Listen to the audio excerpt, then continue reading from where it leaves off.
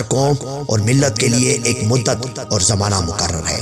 جب ان کی مدت ختم ہو جائے گی تو وہ لوگ ایک گھڑی پیچھے ہٹ سکیں گے نہ آگے بڑھ سکیں گے۔ اے اولاد آدم، ہمارے رسولوں کی پیش کردہ آیات کی پیروی کرو۔ جو لوگ تقوی اختیار کریں گے، عمل صالح بجا لائیں گے، اپنی اور دوسروں کی اصلاح کریں گے، وہ غمگین نہ ہوں گے، ان کے لیے نہ ہی کوئی خوف ہوگا۔ لا خوف علیہم ولا هم یحزنون۔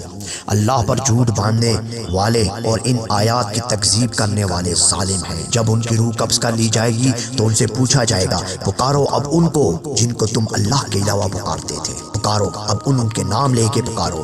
وہ کہیں گے وہ سب آج گم ہو گئے، اور اس طرح اپنے خلاف خود ہی گواہی دیں گے کہ وہ کافر تھے۔ ہم ان سے کہیں گے، اچھا پھر جاؤ اس جہنم میں جہاں تم سے پہلے گزرے ہوئے جنس و انس جا چکے ہیں۔ جہنم میں داخل ہونے والا ہر گروہ اپنے پیشرو گروہ پر لعنت کرتا ہوا اس جگہ میں داخل ہوگا۔ جب جہنم میں جائے گا جو گروہ تو وہ یہی کہے گا، ہمیں تو یہ بتایا گیا کہ فلاں کے جھنڈے کے نیچے کھڑے ہو تو وہاں شفاعت ملے گی، فلاں کے جھنڈے کے نیچے کھڑے ہو تو وہاں پہ تمہیں عزت ملے گی۔ آج تو وہ سارے گم ہو گئے، وہ کہاں چلے گئے؟ اور تو پھر ان کے اوپر وہ لعنت کرتے ہوئے جہنم میں چلے جائیں۔ جن لوگوں نے ہماری آیات کو جھٹلایا اور ہمارے مقابلے میں سرکشی کی، ان کا جنت میں جانا ناممکن ہے۔ جیسے سوئی کے ناکے یعنی سوئی کے اوپر جو گول سا حصہ ہوتا ہے جہاں سے ہم دھاگا گزارتے ہیں، اس سے اونٹ کا گزرنا، یہ مثال دی اللہ نے کہ ان کا جنت میں جانا اس طرح ناممکن ہے جس طرح سوئی چھوٹی ہوتی ہے، اس کے اوپر ایک چھوٹا سا سوراخ ہوتا ہے تو اس میں سے تو اونٹ نہیں گزر سکتا، اس طرح ان کا جانا ناممکن ہے۔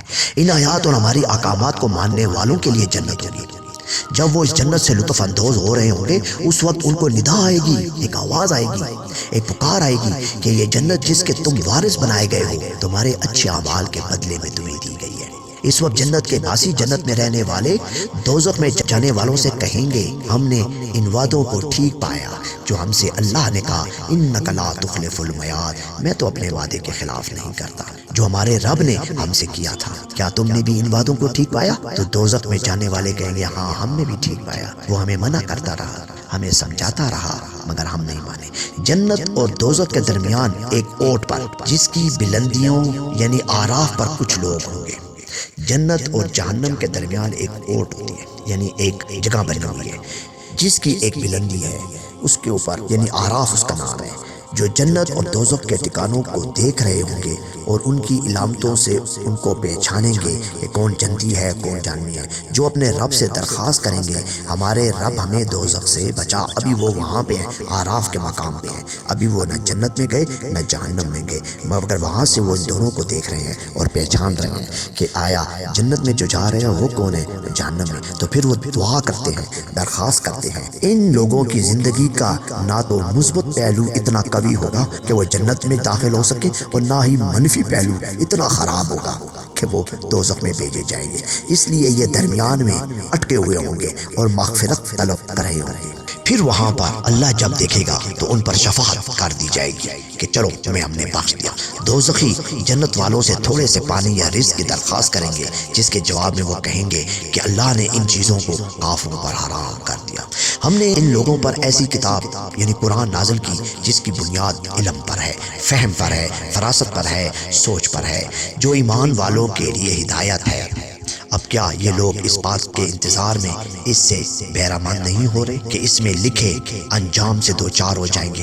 پھر یہ لوگ جو ان خود ساختہ خداؤں سے شفاعت کی امید رکھے ہوئے ہیں، جو انہوں نے اپنے آپ سے خدا بنایا ہے، کسی کو مولا بنایا ہے تو کسی کو مشکل کشا بنا لیا، تو کسی کو حاجت روا بنا لیا، تو کسی کو دستگیر بنا لیا، تو کسی کو بندہ نواز بنا لیا، تو کسی کو داتا بنا لیا۔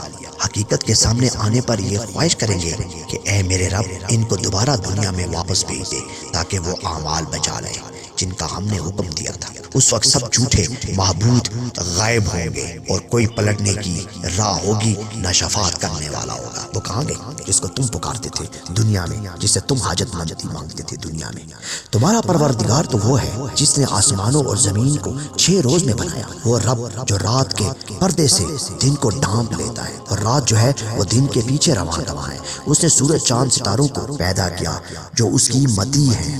آگاہ ہو جاؤ کہ جہاں کا پیدا کرنا، اس کا انتظام کرنا اللہ کا کام ہے جو لازوال ہے اور تمام جہانوں کا پروردگار ہے۔ اپنے پروردگار کو چھپ کے تنہائی میں بھی پکارو، زیادتی نہ کرو، یہ اسے پسند نہیں ہے۔ کسی کے ساتھ زیادتی نہ کرنا۔ اب دیکھیں یہاں یہ سنتوں کی بات بھی چل رہی ہے۔ اصل میں یہ کیونکہ میرا نبی علیہ الصلوۃ والسلام کبھی زیادتی کا سوچتے نہیں اور ان کی نہ تربیت تھی، یہ سنتیں بھی ہیں اور تنبیہ بھی ہے۔ زمین میں فساد نہ پھیلاؤ، خوف اور امید کے ساتھ اسے پکارو، وہ تمہارا رب بھی ہے جو ہواؤں کو بارش کی خوشخبری کے ساتھ پہلے بھیجتا ہے۔ دیکھیں جب ہوا چلتی ہے تو ایک خوشخبری آنے لگتی ہے کہ اب بارش ہونے والی ہے۔ یہ ہوائیں بھاری بالوں کو اٹھائی مردہ زمین پر پانی برساتی ہیں جس کے ذریعے پھل اگتے ہیں۔ اسی طرح جس طرح ہم مردہ زمین سے زندہ فصل اگاتے ہیں، قیامت کے دن مردوں کو بھی زمین سے نکالیں گے۔ کتنی اعلیٰ مثال دی جا رہی ہے۔ زمین کے اندر تم ایک مری ہوئی بیج یا کوئی بھی چیز ڈالتے ہو اور زمین مردہ ہوتی ہے تو پھر وہ زندہ فصل اگاتی ہے۔ یہ مشاہدہ ہے تاکہ اس سے سبق حاصل کرو۔ ہم نے نوح کو رسول بنا کر بھیجا، اس نے ہماری بندگی کی اور خدا کی وحدانیت کی دعوت دی جسے اس کی قوم نے نہ مانا۔ پھر ہم نے اسے اور اس کے ساتھیوں کو ایک کشتی میں نجات دے کر نہ ماننے والوں کو غرق کر دیا۔ ہم نے عاد کے بھائی ہود کو بھیجا، اس نے ہماری بندگی اور وحدانیت کا پیغام دیا۔ اس کی قوم کے سرداروں نے بھی اسے بے عقل کہہ کر اس کی بات کو ٹھکرا دیا۔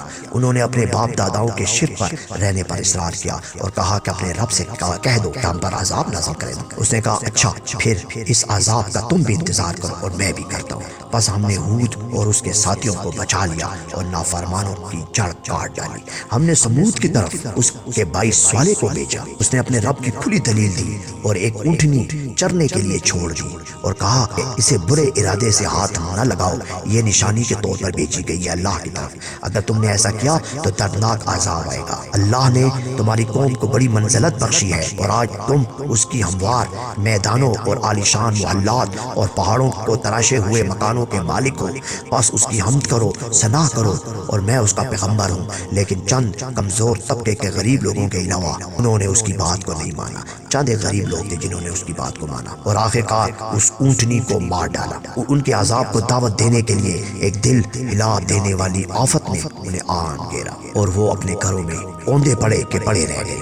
صالح یہ کہتا ہوا ان کی بستیوں سے نکل گیا کہ اے میری قوم، میں نے اپنے رب کا پیغام تمہیں پہنچا دیا تھا اور تمہاری خیر خواہی کی بہت کوشش کی تھی، مگر میں کیا کروں، تجھے یہ پسند نہ تھی۔